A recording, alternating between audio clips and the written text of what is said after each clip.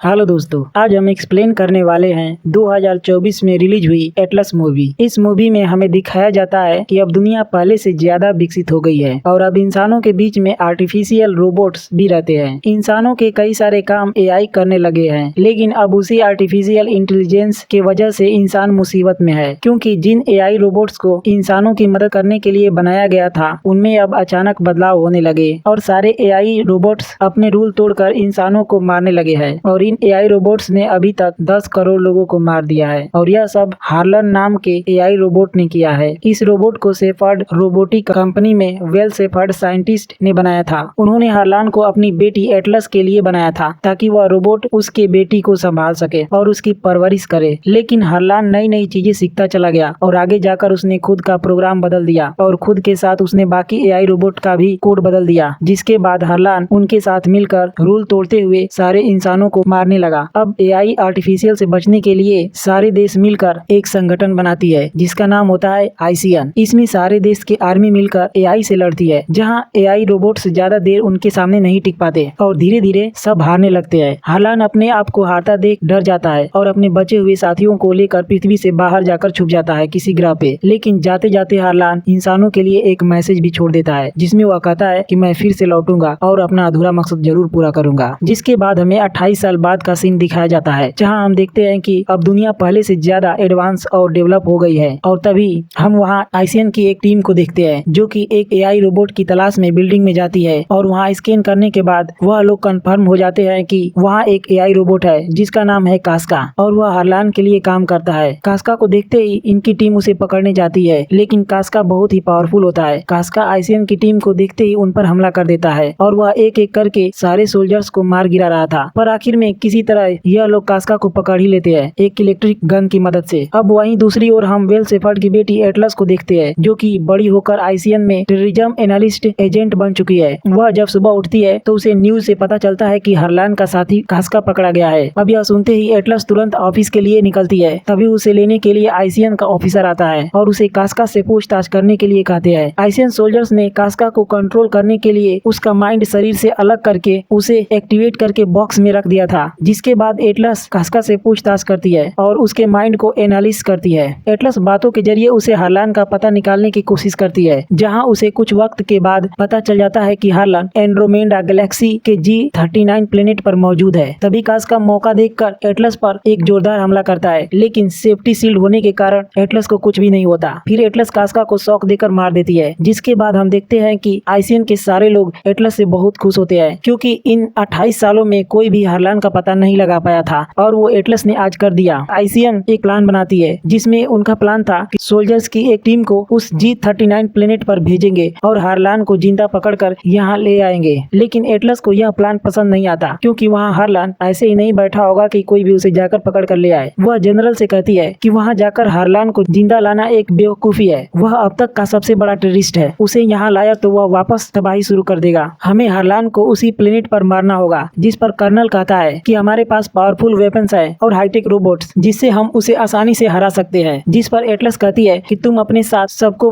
मरवा दोगे। फिर कर्नल एटलस को कुछ दिखाने के लिए ले जाता है। कर्नल उसे एआई रोबोट से मिलाता है। वो रोबोट्स कोई मामूली रोबोट्स नहीं थे। वो रोबोट न्यूरोलिंक डिवाइस की मदद से इंसानों के दिमाग से कनेक्ट हो सकते थे, जिससे इंसान उस रोबोट से जो चाहे वो करा सकता है और दुश्मन को आसानी से हरा सकता है। और न्यूरोलिंक का आविष्कार खुद एटलस की माँ ने किया था। कर्नल कहता है कि अगर हम इन रोबोट की मदद से हार्लन से लड़े तो हार्लन ज्यादा देर तक नहीं टिक पाएगा। जिसके बाद एटलस जनरल से उसे भी इस मिशन में टीम के साथ भेजने के लिए कहती है, जिसके लिए जनरल भी राजी हो जाता है। जिसके बाद इनकी टीम स्पेसशिप से मिशन के लिए निकल पड़ती है, जहां हम देखते हैं कि पृथ्वी के ऊपर एक सेफ्टी आर्मर लगा कर रखा गया था ताकि हार्लन के हमले से पृथ्वी सेफ रहे। जिसके बाद उनका शिप स्कैन होता है और सारी सिक्योरिटी चेकिंग के बाद इनका शिप प्लेनेट की ओर निकल जाता है। अब हम शिप के अंदर का सीन देखते हैं, जहाँ इन लोगों में मीटिंग होती है। एटलस सबको फाइल प्रिंट आउट देती है और उन्हें प्लेनेट के बारे में इंफॉर्मेशन देने लगती है। लेकिन कुछ लोग इस चीज का मजाक बनाते हुए कहते हैं कि इस जमाने में फाइल्स का कौन इस्तेमाल करता है। जिस पर एटलस कहती है कि हमारा प्लान किसी डिजिटल स्क्रीन पर नहीं होना चाहिए। वह साथ ही सबसे न्यूरोलिंक डिवाइस को भी निकालने के लिए कहती है ताकि कोई इंफॉर्मेशन किसी डिवाइस में सेव ना हो। एटलस बताती है कि तुम जिस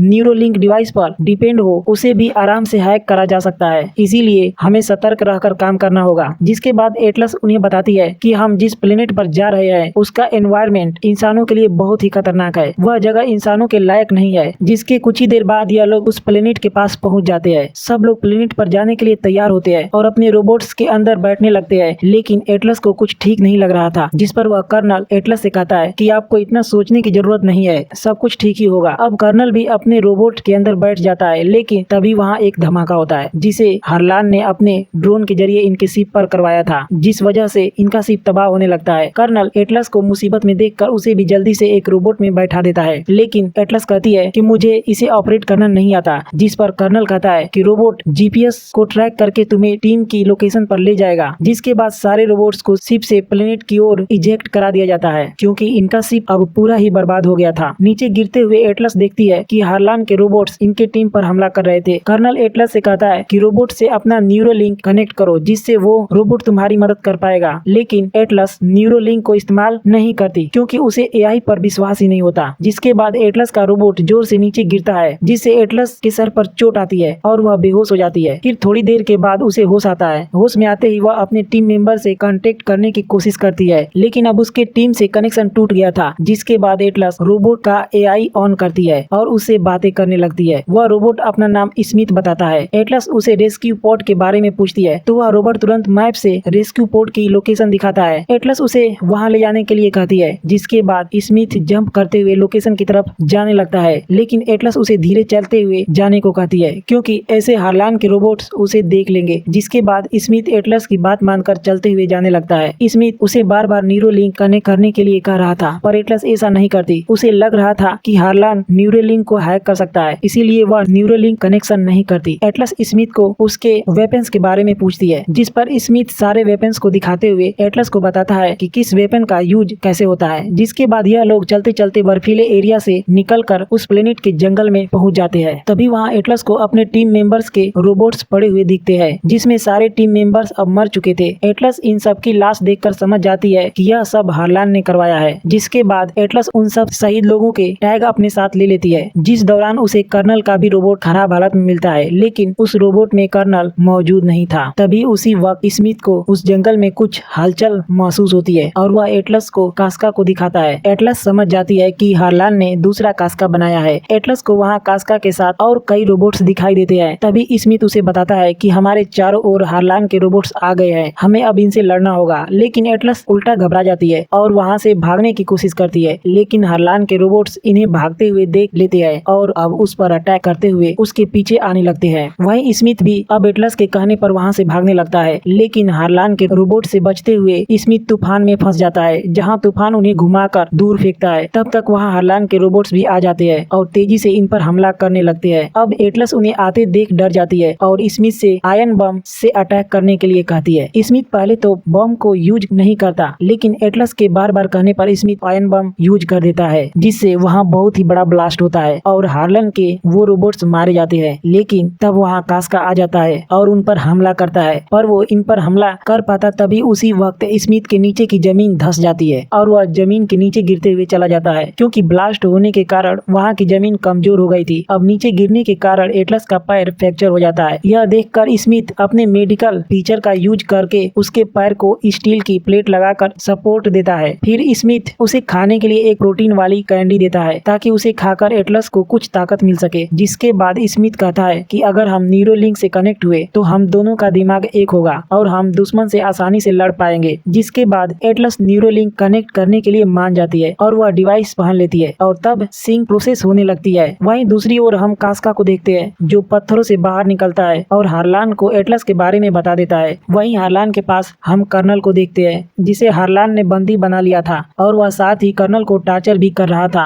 अब वहीं स्मिथ और एटलस न्यूरोलिंक से कनेक्ट हो जाते हैं, जहां स्मिथ एटलस से प्रॉमिस करता है कि वह उसे सुरक्षित रखेगा और एटलस स्मिथ को अपने दिमाग से ही कंट्रोल कर सकती थी। जिसके बाद स्मिथ एटलस को बताता है कि हम जमीन में 498 फीट नीचे फंसे हुए हैं। स्मिथ बताता है कि यहाँ से कुछ दूरी पर गुफा है और हम यहीं नीचे से होते हुए वहां जाएंगे। यह लोग डायरेक्ट ऊपर नहीं जा सकते थे, क्योंकि ऊपर कास्का इनका इंतजार कर रहा होगा। जिसके बाद यह लोग नीचे से होते हुए उस गुफा में पहुंच जाते हैं, जहां एटलस देखती है कि स्मिथ की बैटरी सिर्फ 14 घंटे चल सकती थी और रेस्क्यू पोर्ट की दूरी 37 किलोमीटर बची थी। लेकिन एटलस को पता था कि कास्का उसे ढूंढते हुए आ सकता है, इसीलिए वह जाते हुए रास्तों में मोशन सेंसर और बॉम्ब लगाती है ताकि अगर कोई उन्हें ढूंढते हुए आया तो उसे पहले ही पता चल जाएगा और बिल्कुल ऐसा ही होता है। कास्का अपने ड्रोन के मदद से इन्हें देख लेता है। वहीं एटलस स्मिथ के साथ लोकेशन की ओर निकल पड़ती है। जाते हुए एटलस को रास्ते में कुछ चमकीले फूल दिखाई देते हैं जो बहुत ही खूबसूरत थे। एटलस को वह पौधा बहुत ही पसंद आता है और वह उस पौधे का नाम प्लांटी रखती है। अब उसी वक्त उनके लगाए हुए मोशन सेंसर में कुछ